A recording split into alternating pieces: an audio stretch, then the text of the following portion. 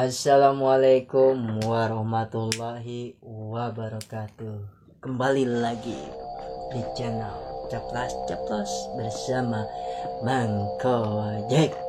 Hari ini kita udah kedatangan tamu dari Sukabumi. Langsung aja kita perkenalkan, namanya asalnya Mang Asep. Yuk. Oke, assalamualaikum warahmatullahi wabarakatuh. Waalaikumsalam. Kenalin, nama gua Asep Suryana, asli dari Sukabumi, tepatnya Sukabuminya Cibadak. Barangkali ada yang main, silahkan, pintu gua selalu terbuka 24 jam. Iya, ya dokter. Iya, betul. Mang Asep, saya mau tanya-tanya nih, masalah naik gunung itu gimana perjalanan? Perjalanannya ya, Ya, perjalanan naik gunung. ada suka dukanya sih bang. Kalau setiap naik gunung itu ada suka dukanya. Oke. Kalau di dalam dukanya itu, kita kalau naik gunung itu bang, otomatis kita kasihan ke yang lain.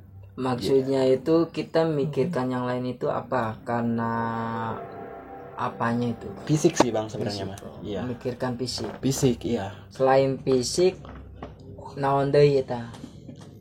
Kalau selain fisik ya itu sih kalau menurut saya dukanya itu di dalam fisik itu loh bang. Saya nanjak bareng. Awalnya di situ biasa-biasa aja gitu loh bang.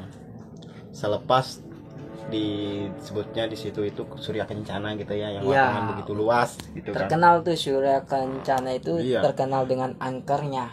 Betul. Kalau nggak salah tuh kan. Saya juga udah dulu pernah mengalami waktu saya ngendaki di situ puncak gede, gunung gede. Iya. Pas saya di Surya Kencana itu posisi kita itu kita sampai jam 5 atau 6-an ya. Kita bangun tenda, kita masak-masak, dan saya kira air cukup gitu. Ternyata air tidak mencukupi bang. Terus ini waktu naik ke jalur Kencana itu berangkatnya dari jam berapa, terus nyampe ke pos jam berapa, pos berapa? Pagi itu saya naik itu sama tim itu jam 7-an. Jam 7 nyampe Surya Kencana ya, saya tunjuk aja Surya Kencananya itu perkiraan jam 5-an atau jam 4-an saya sampai tuh. Bang, waktu berangkat ke Gunung Gede itu berapa orang? Kalau nggak salah kita nggak sampai 20 sih, masih 17 atau 15-an deh waktu itu kalau nggak salah, karena itu kejadian udah lama sih bang, pas pertama-tama itu ke Gunung Gede itu. Tapi bikin tenda itu di pos 5. Pos 5 ada berapa orang tuh bikin tenda? 2 tenda apa 3 apa 1 doang? Oh 4. Kita bikin 4 tenda, kapasitas 4 semua di situ. Di situ. Nah kemudian saya berjalan sama teman saya menuju tenda. Tiba-tiba teman saya bilang, "Bon, lu ngedenger gak? Di belakang kayak ada ngikutin." Saya bilang, jangan dulu cerita kayak gitu dah. Ayo kita fokus aja dulu jalan. Jalan sampailah kita ke tenda. Di situ kita lihat anak-anak semuanya udah pada tidur bang. Udah pada tidur. Ketika saya mau tidur, teman saya ngebangunin satu, namanya itu Rama, saya sebutin aja ya, namanya Rama. "Bon, bangun," katanya. "Ngapain?" "Ayo kita keluar, kita ngopi yuk." "Oh ya udah, yuk ngopi." Saya di situ bang jujur buka baju. Posisi waktu itu jam 12 malaman. Lumayan dingin kan? Bukan main lagi. Tapi ada yang aneh di situ, saya nggak ngerasain dingin. Iya. Nggak ngerasain dingin sama sekali. Selepas itu saya ngobrol, nyambung loh bang, ngobrol masalah percintaan lah, masalah ini itu nyambung seperti biasanya gitu. Saya kelar sama dia itu sekitar ngobrol jam 2:30-an. Buset, lumayan cukup lama. Cukup lama. Nah setelah itu, pas kejadian itu, saya masuk tenda dong. "Bon, ayo masuk ke tenda." "Oh ya udah yuk." Si posisi teman saya ini masih di luar. Ketika saya mau masuk tenda, saya buka tenda dong, kemudian saya senter, takutnya ada keinjak orang. Iya. Begitu kagetnya bang, posisi teman saya yang namanya Rama itu udah ada di tenda duluan, dia udah tidur malah. Kok bisa posisi teman situ udah tidur duluan kan, sedangkan waktu itu ngobrol sama situ? Iya, makanya di situ saya juga merasakan aneh. Iya. Akhirnya ya udahlah, biarin aja kata saya. karena ya kalau namanya gunung kita kan nggak boleh negatif Iya. kan, harus positif terus gitu kan. Positif tinggi lah. Iya, positif thinking aja. Akhirnya ya udahlah biarin aja dah kata saya. Lanjutlah saya tidur. Gak lama kemudian ada yang bangunin saya, perempuan, teman saya juga si masih tenda. Dibangunin situ. Bangunin. Itu nggak lama saya pas mau tidur banget dibangunin. Bon, anterin gua kencing yuk katanya. Oh ya udah ayo, kebetulan gue juga pengen kencing gitu kan. Sama cewek bareng kencingnya. Iya jelas, cuman beda dah. Beda jalur, ya. Iya, saya gak ngeliatin dia. Kalau ngeliatin Terus waktu bahaya lah. pas kencing itu Nah, di situ kebodohan saya, Bang. kebodohannya dalam apa nih arti? Nah, saya begonya saya gitu kan.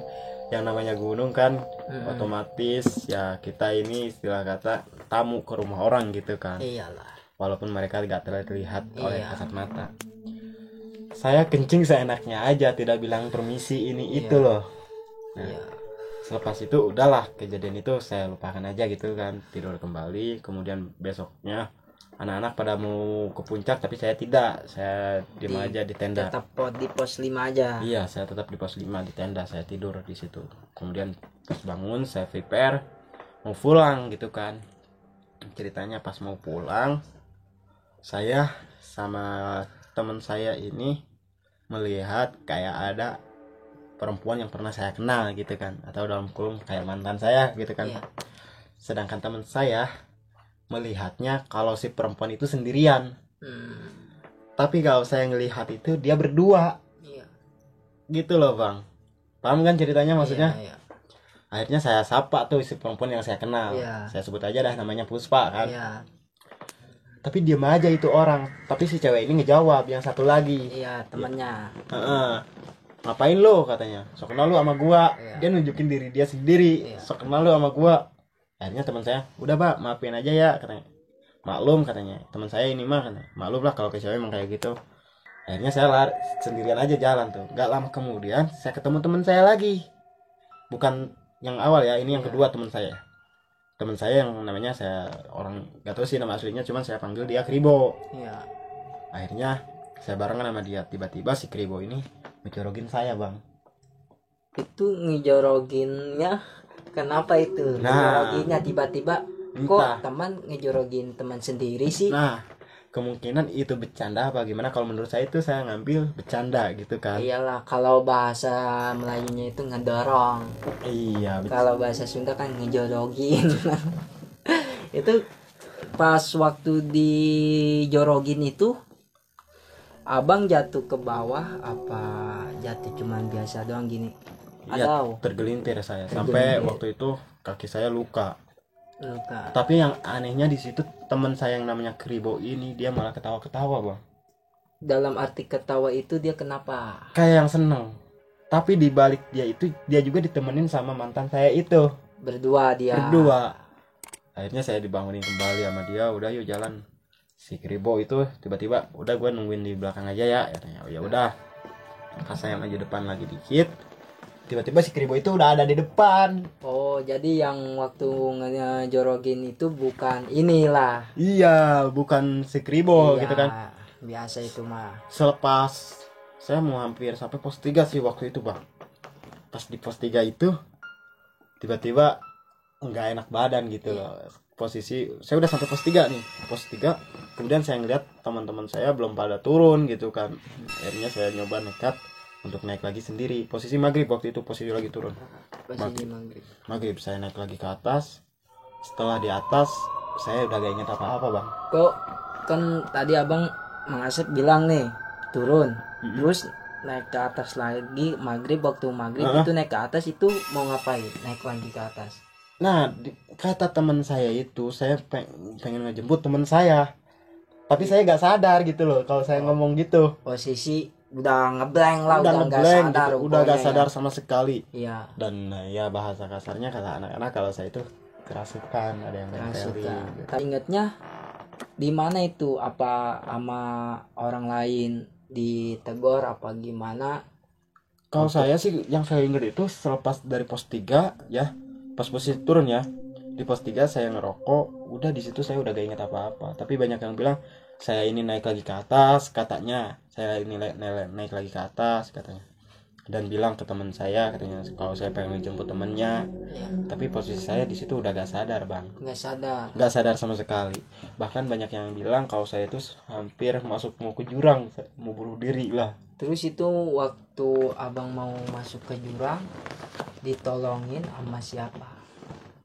Kalau dari beberapa orang sih teman saya juga, masih teman juga waktu itu si Naldi namanya. Sih tadi ceritanya bersama Mang Asep telah datang di studio kami. Sama-sama bang, sama-sama. Terima kasih nih. Ini maaf aja nih nggak ada Iya. cemilan-cemilannya. Iya, Jangan nggak apa-apa, kapok Bang. lagi di sini ya. Siap. Terima kasih Mang Asep Ya. atas cerita-cerita naik gunungnya. Ya, jangan lupa permisa buat anak YouTuber, buat semuanya yang ada di seluruh Indonesia. Jangan lupa subscribe, like, komen, bagikan. Ya, wassalamualaikum warahmatullahi wabarakatuh. Waalaikumsalam warahmatullahi wabarakatuh. Perdamaian